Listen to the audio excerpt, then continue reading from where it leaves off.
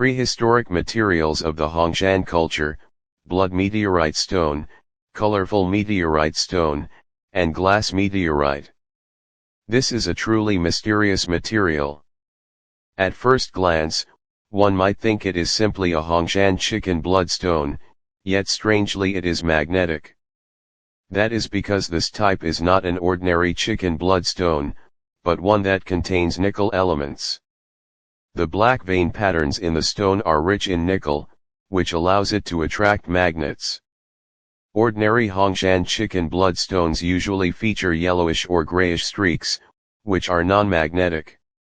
However, the one shown earlier is different. It belongs to another category entirely, a variety containing nickel elements, and thus it is magnetic. If you don't have one in hand, you will need to search carefully. Nickel-bearing chicken blood meteorite stones are extremely rare in the market and very difficult to find. So be observant. When you see this cicada-shaped artifact, can you tell what material it is made of, and how would you determine which era it belongs to? In fact, this is a Hongshan culture cicada-shaped artifact, crafted from a meteoritic material that contains multiple color elements and a high concentration of nickel. It can be strongly attracted by rare earth magnets. For this reason, such material is known as colorful meteorite stone yun cai shi.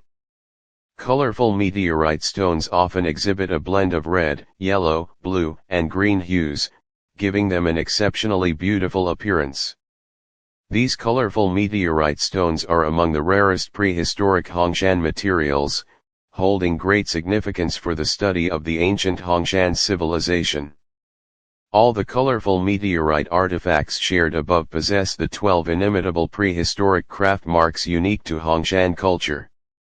These craft traces are like the DNA of authenticity. Let the evidence of craftsmanship speak for itself. Glass meteorite Boli Yun. When a meteorite enters Earth's atmosphere, it burns at extremely high speed.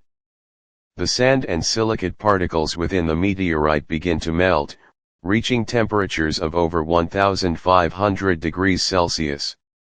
The glass formed under such high heat is completely different from ordinary glass. Common glass melts at just over 400 degrees Celsius, while glass meteorite can withstand temperatures up to 1600 degrees Celsius. Furthermore, ordinary glass shatters into pieces when broken.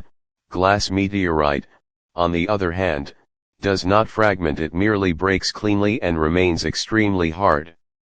In the grooves of this glass meteorite artifact, we can see micro-carvings within carvings Gong, confirming that it was sculpted directly from original glass meteorite material. Ordinary glass simply cannot be carved into such intricate, three-dimensional reliefs like the sun god figure.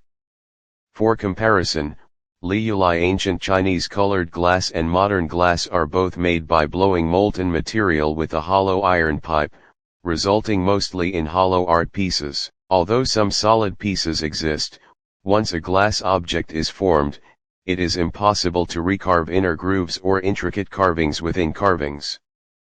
Therefore, when you encounter such material, do not mistake glass meteorite for liuli colored glass.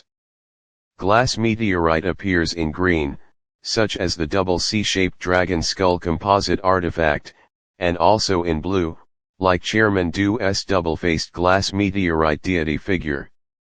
Besides green and blue, I have also seen yellow and purplish-red varieties. For instance, the yellow glass meteorite small tripod and the purplish-red glass meteorite sun god figure. Thus, one must study carefully, and use the Hongshan micro-carving within carving technique as the key to authentication and collection.